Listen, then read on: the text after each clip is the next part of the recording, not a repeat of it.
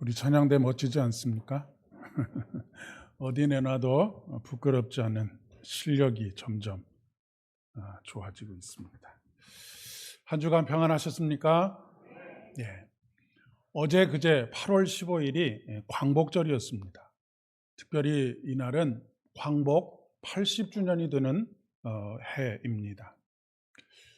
올해가 을사년입니다. 처음 우리나라가 일제에게 국권을 빼앗겼던 해도 1905년인 을사년이었습니다. 그리고 해방을 하고 난 이후에 일본과 국교가 단절되었다가 다시 국교가 수립되게 되는, 서로 이렇게 교류하게 된 것이 1965년입니다. 그 해도 을사년입니다.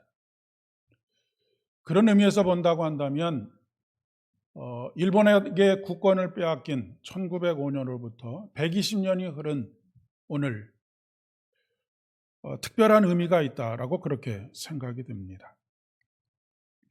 학자들은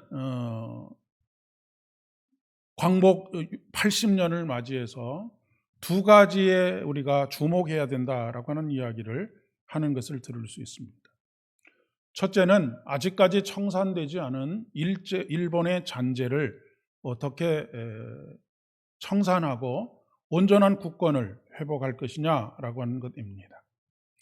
또 다른 하나는 우리나라가 새로운 나라가 세워지게 된 것은 왕권 제도로부터 민주주의 국가로의 전환입니다. 그러니까 그동안에 신분의 차이가 있고 높고 낮음이 있고 사람이 사람답게 살지 못하는 그런 사람들이 있었던 그런 세상에서 이제는 모두가 다 평등하고 모두가 다 똑같은 권리를 지닌 한 사람의 인격으로서 그런 나라가 바로 민주주의 국가라고 할 수 있는데, 아직 미성숙된 우리나라의 민주주의가 어떻게 앞으로 나아가야 할 것인지에 대해서 함께 논의하고 숙의하고 그리고 그렇게 나아가야 한다라고 하는 그런 이야기를 합니다. 우리나라에는 여전히 일제강점기에 일본으로 인해 일제강점기를 옹호하고 우리나라가 일본으로 인해서 선진 문물을 받아들이고 개화가 되기 시작했고 그것이 우리나라의 발전에 어떤 원동력이 되었다라고 주장하는 분들이 계십니다. 그 후손들이 여전히 사회의 높은 자리를 차지하고 있고 그 영향력을 행사하고 있습니다.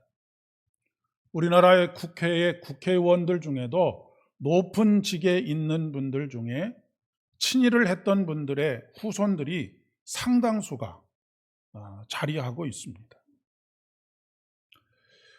요즘 소위 뉴라이트 사관이라고 하는 것이 있습니다. 이런 사람들이 그런 일들의 중심을 이루고 있고, 더 안타까운 것은 그 뉴라이트 사상의 중심에 개신교 목사들과 성도들이 있다라고 하는 그런 이야기입니다. 여러분, 일제강점기가 좋았다라고 말할 수 있는 사람은 어떤 사람이겠습니까? 그 시절을 호시절로 누리고 그 시절의 모든 혜택을 받았던 사람들은 그 시절이 참 태평성대를 이룬 참 좋은 시기였다라고 그렇게 말하지 않겠습니까? 물론 모든 일에는 공과 과가 있을 수 있습니다. 그런데 분명한 것은 우리나라가 일제에 강정되게 된 것은 우리의 선택이 아니라고 하는 것입니다. 우리가 힘이 약하고 당신들이 우리보다 훨씬 더 문화를 꽃 피웠으니까 우리가 당신들 밑에 들어가서 살겠습니다라고 그렇게 선택해서 된 일이 아니라고 하는 것입니다. 강제로 국권을 빼앗긴 것이죠. 강제로 자유를 빼앗고 우리나라의 수많은 자원들을 수탈했습니다. 여러분, 군산에 가면 박물관이 하나 있는데 특별히 이 군산 지역이 온갖 수탈을, 일제강점기에 온갖 수탈을 몸으로 경험했던 그런 땅입니다. 비극의 땅이라고 이야기할 수 있습니다. 쌀 한 톨까지도 박박 긁어서 가져갔던 그런 역사를 지니고 있는 땅이 바로 그 땅입니다. 그리고 그 수탈한 것들을 일본으로 보내기 위해서 철도를 놓고 항구를 만들고 하는 일들을 했다라고 하는 것이죠. 그런데 결과적으로 그것이 철도가 놓였고 항구가 놓였으니 너희들에게 굉장한 은혜를 베푼 것이다 라고 그렇게 이야기를 합니다.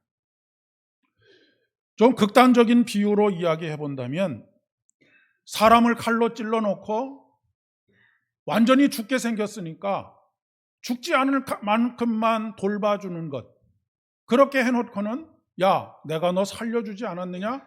라고 말하는 것과 뭐가 다르겠는가? 라고 하는 것입니다.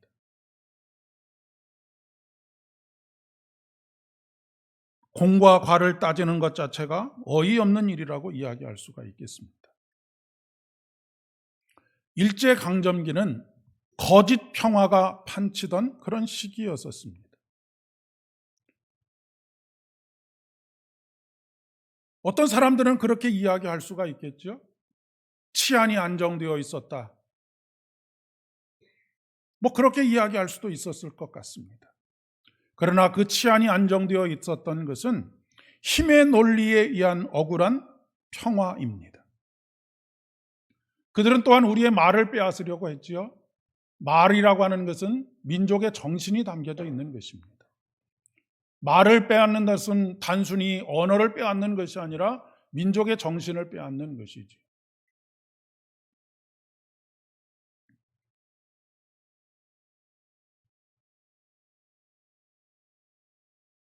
저는 가장 안타까운 것은 우리 개신교의 일부 목회자들과 성도들이 여기에 가장 중심에 있다라고 하는 것입니다.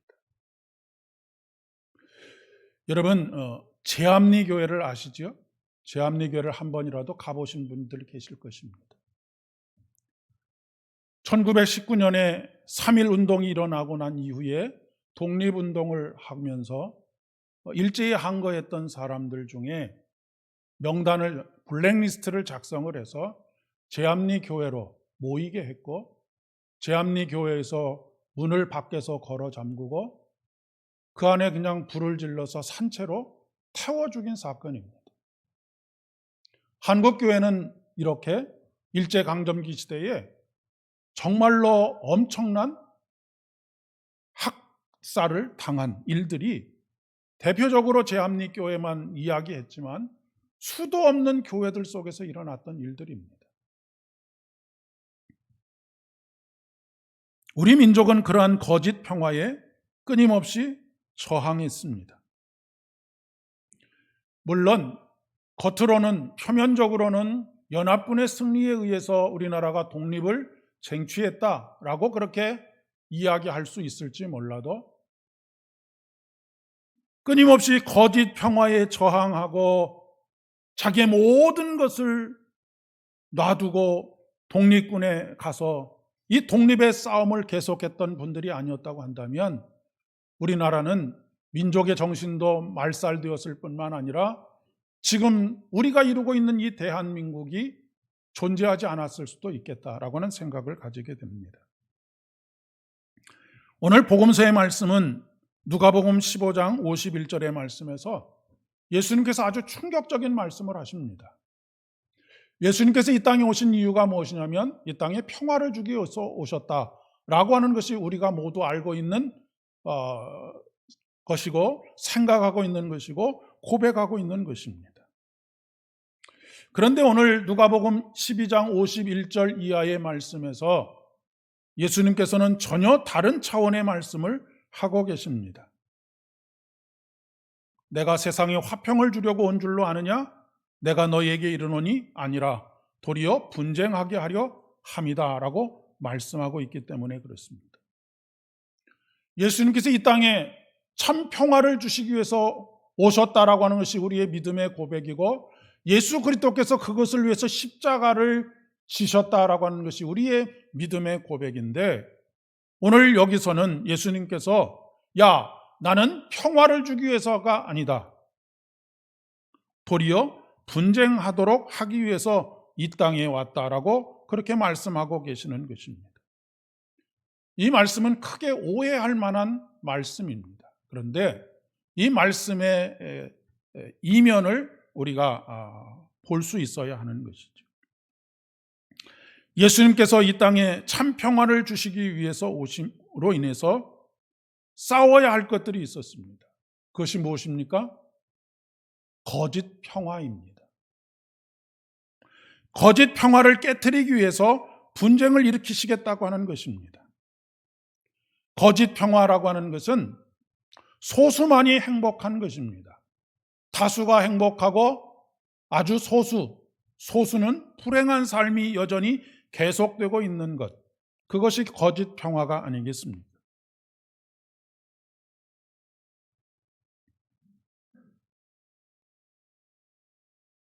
이것은 마치 일제강점기에 억눌린 평화,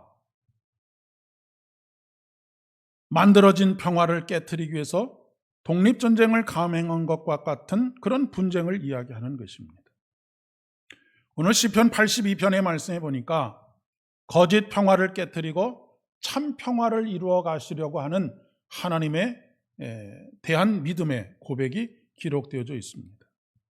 오늘 1절 말씀이 그것입니다. 하나님께서 신들의 모인 가운데 서시며 하나님은 그들 가운데에서 재판하시느니라 라고 말씀하고 있습니다. 아까 우리가 왕정시대에서 민주주의 시대로 전환하고 있는, 그래서 더 성숙한 민주주의에 대한 이야기를 했었는데, 이 고대 사회의 신관을 투영하고 있는 말씀이 바로 이것입니다. 여기서 신들이라고 하는 것은 세상의 군왕들, 나라의 왕들을 의미합니다. 세상의 군왕들은 스스로를 신이라고 자처했고 스스로를 신의 아들이라고 자처했습니다. 그리고 그의 가족들, 그리고 권세 있는 사람들, 권력을 가진 사람들은 신의 자녀들이라고 그렇게 했던 것이죠. 이 극소수의 사람들을 빼놓고 모든 백성들은 노동을 제공하기 위한 노예들로 생각을 했던 것입니다. 그러나 그 어느 누구도 그런 제도 하에서 그들에게 저항할 수 없었고, 숨죽이고 조금 격한 편으로 입 닥치고 있어라 라고 하는 그런 이야기에 아무런 문제가 없는 것처럼 사회는 그렇게 돌아가고 있었다라고 하는 것입니다. 백성들은 세상의 군왕들을 신적인 존재로 여기고 그 폭정에도 불구하고 그 앞에 복종을 했습니다. 그런데 하나님께서는 그런 세상의 군왕들, 그 군왕들을 심판하신다고 말씀하십니다. 심판의 내용이 무엇이냐면, 너희가 불공평한 판단을 하며 악인의 낫보기를 언제까지 하려느냐, 가난한 자와 고아를 위하여 판단하며 곤란한 자와 빈궁한 자에게 공의를 베풀지며 가난한 자와 궁핍한 자를 구원하여 악인들의 손에서 건질지니라 하시는도다. 무엇을 심판하시겠다고 하는 것입니까? 불공평한 판단, 불공평한 재판을 심판하시겠다라고 하는 것입니다. 여러분, 우리 사회가 지금 직면하고 있는 문제 중에 하나도 유전무죄, 무전유죄. 아무리 중한 죄를 짓고 몇십 년을 형무소에서 살아야 하는 죄를 지어도 비싼 돈을 주고 영향력 있는 변호사를 세우면 집행유예로 풀려나거나 아주 약한 경미한 처벌만 받고 끝나는 것이 현실입니다. 그런 반면에 힘이 없고 능력이 없는 어떤 사람들, 변호사를 살 수 없는 이런 사람들은 그냥 속수무책으로 자기가 저지른 것보다 훨씬 더 중한 벌을 받는 경우들이 굉장히 많이 있습니다. 얼마 전에 대법원의 대법관 그 청문회를 하면서 그 판결을 했던 한 사람에 대한 이야기가 신문에 다시 회자되었던 적이 있지 않습니까? 어떤 버스 기사가 버스 회사에서 관행적으로 버스 요금통에 있는 몇백 원을 가지고 커피 한 잔을 뽑아 먹는 것은 관행적이었던 것인데 800원을 꺼내서 커피 한 잔을 만들어 뽑아서 먹었다고 해서 그것으로 인해서 해직을 당하고 가정이 풍지박살이 난 그런 일들이 있었습니다. 그것을 재판한 재판관이 대법관이 지금 되어서 현재 이 나라의 여러 사건들을 재판하고 있다고 하는 것이죠. 그런데 하나님께서 이렇게 경고하십니다. 내가 말하기를 너희는 신들이며 다 지존자의 아들이라 하였으나 너희는 사람처럼 죽을 것이며 고간의 하나처럼 넘어지게 될 것이다 라고 말씀하고 계십니다. 무슨 말씀이십니까? 세상의 군왕들과 같이 힘이 있고 권세가 있다고 해서 특별한 존재가 아니라고 하는 것입니다.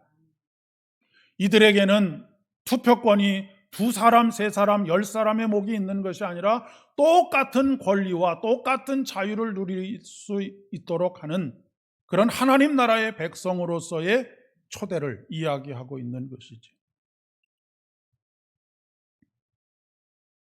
시인은 이렇게 심판하시겠다고 말씀하시는 하나님을 향하여서 하나님이여 일어나사 세상을 심판하소서 모든 나라가 주의 것이기 때문입니다 라고 그렇게 간구하고 있는 것을 보게 됩니다.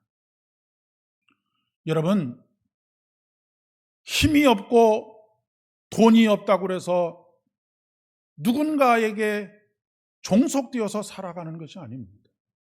세상의 모든 것들은 천지 만물은 하나님께서 창조하신 하나님의 소유입니다. 인간은 그것을 빌려서 사용하는 것뿐이죠. 그런데 그것을 가지고 사람의 높고 낮음을 따지고 특권을 누리고 하는 것들, 이런 것들은 하나님께서 엄히 꾸짖으시고 경고하시고 심판하실 일이다라고 하는 것을 말씀하고 있습니다.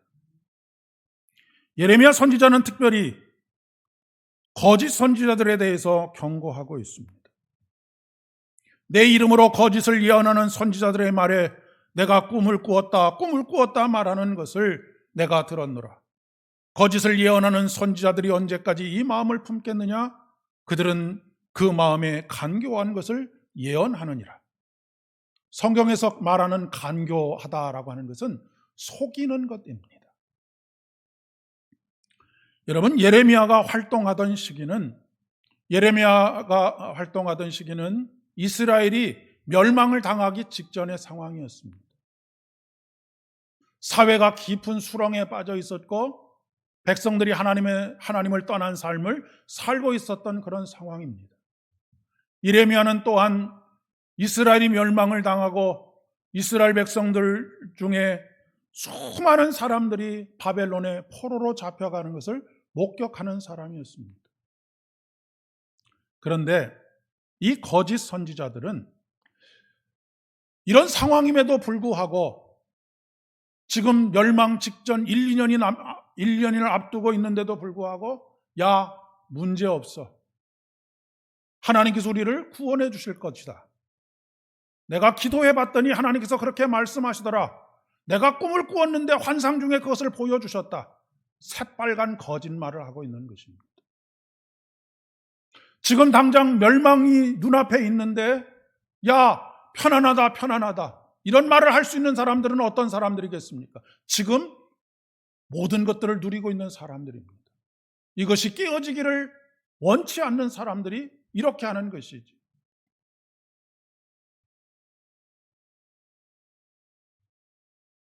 그러나 하나님으로부터 참 평화의 복음을 전하고 있는 예레미야는 무엇이라고 이야기를 합니다. 심판받을 위정자들의 죄악을 고발합니다. 또한 하나님으로부터 멀리 떠나 있는 백성들의 죄에 대해서 고발합니다. 그리고 하나님께서 그들에게 징계를 내리실 것을 경고하고 있지 않습니까? 그러면서도 예레미야는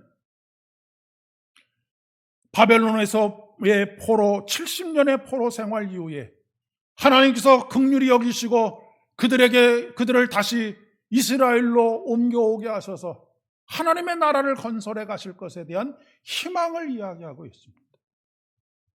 거짓 선지자들은 나라가 멸망을 당하고 수많은 사람들이 끌려가고 있음에도 불구하고 뭐라고 이야기를 했느냐면, 야, 걱정할 필요 없어. 하나님께서 너희들 2, 3년 안에 다시 돌아오게 하실 거야.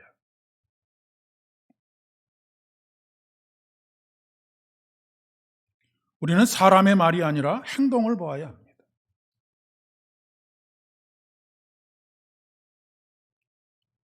누가복음 12장 56절의 말씀에 위선자들아 너희가 천지의 기상은 분간할 줄 알면서 어찌 이 시대를 분간하지 못하느냐. 하나님의 경고가 있고 하나님의 심판의 경고가 있는 이 시대를 분별하지 못하고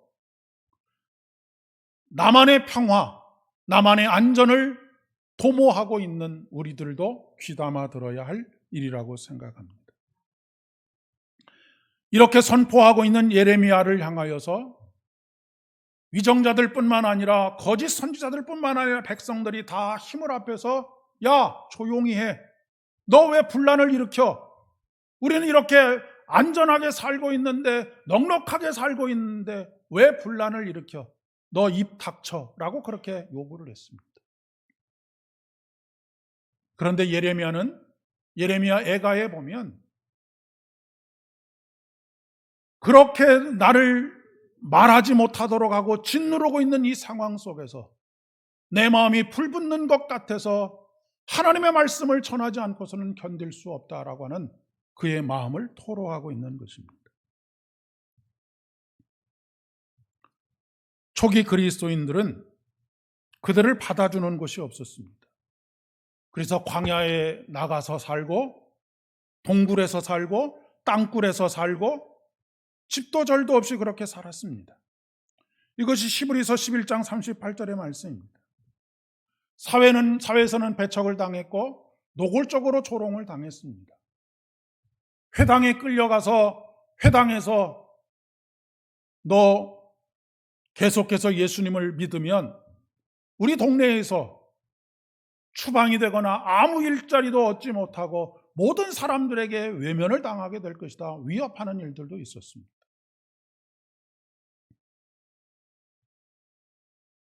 그런 일들은 많은 날들 동안 계속되어지게 되었는데 얼마 전에 한 영상을 보면서 참 많은 생각을 하게 되었습니다. 터키라고 하는 나라 있죠. 지금은 트르키예라고 그렇게 부르는 나라입니다. 거기에서 지하 도시가 하나 발견이 되었습니다. 지하 도시 안에 수로가 있고 신선한 바람이 들어올 수 있는 통풍구를 만들어 놓은 지하 도시입니다. 이 지하 도시는 규모가 어마어마합니다.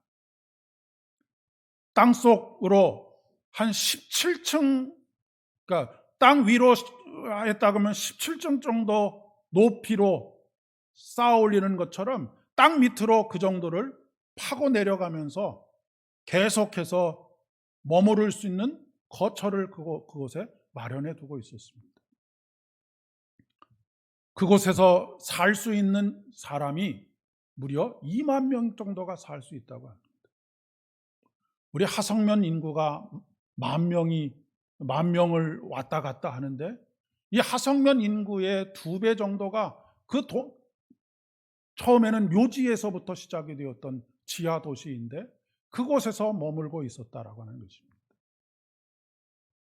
이것은 8세기 이후에 이슬람이 쳐들어와서 기독교인들을 박해하고 침묵하게 하고 예수를 전하지 못하게 하고 예수를 믿지 못하게 할 때에 그들은 거기에 순응하지 않고 지하에 숨어서 2만 명에 가까운 사람들이 그곳에서 하나님께서 싸워가시는 영적인 싸움의 최전선에서 그 싸움을 감당하고 있었다라고 하는 사실입니다.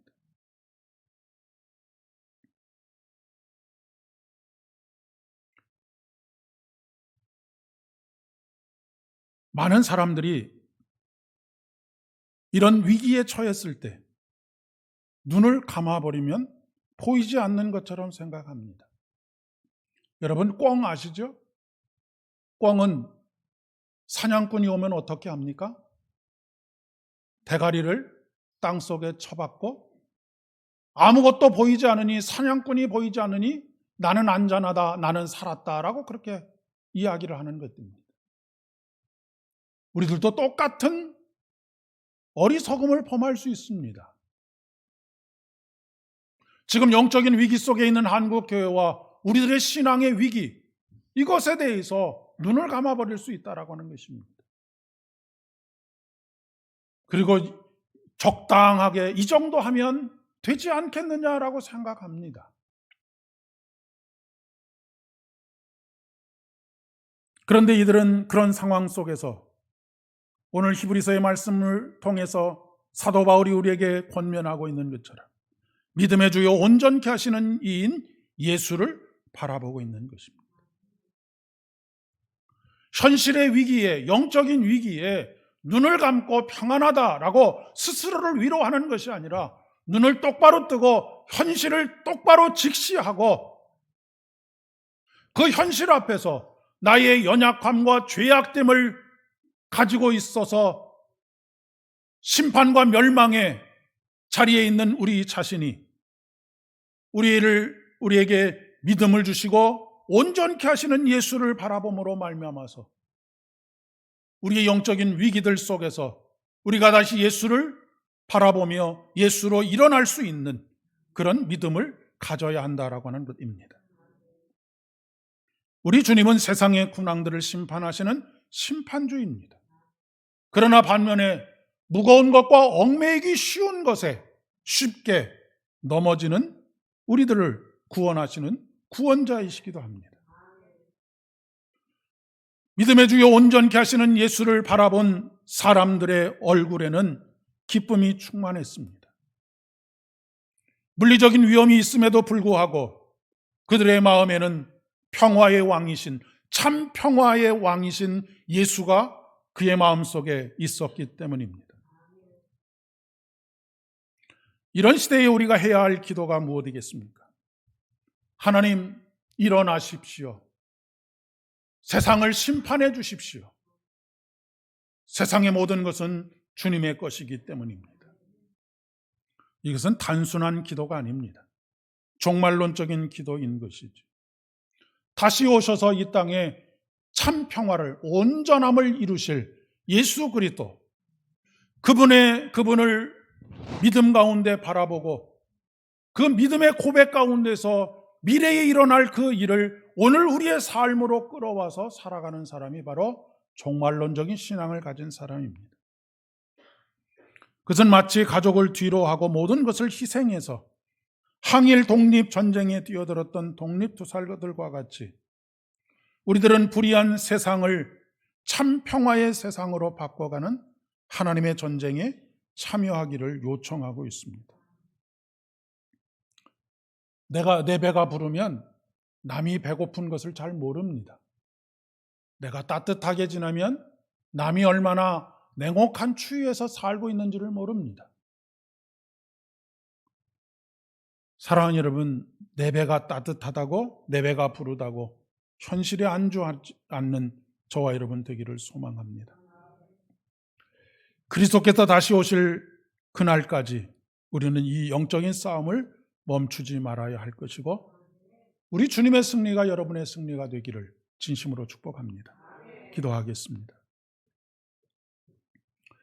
은혜가 풍성하신 아버지 하나님, 온 세상이 거짓 평화로 가득 차 있습니다. 이 땅에 하나님의 나라가 이루어지기 전까지는 이 거짓 세상에 속기도 하고 억눌리기도 하며 그렇게 살아가는 것이 우리들의 모습입니다. 그러나 하나님, 이런 영적인 위기 속에서 믿음의 주요 온전케 하시는 우리 주님을 바라보는 우리들 되어지기를 소망합니다. 그리하여 주님께서 주시는 승리의 삶을 살 수 있도록 하여 주옵소서. 배부르고 등 따순 거짓 평화에 속지 않게 하여 주옵시고 참 평화를 이 땅에 이루시기 위해서 십자가를 짊어지신 예수 그리스도의 긍휼과 자비를 우리의 마음속에 품게 하시고 고백하게 하시고 살게 하여 주시옵소서. 예수님의 이름으로 기도드립니다.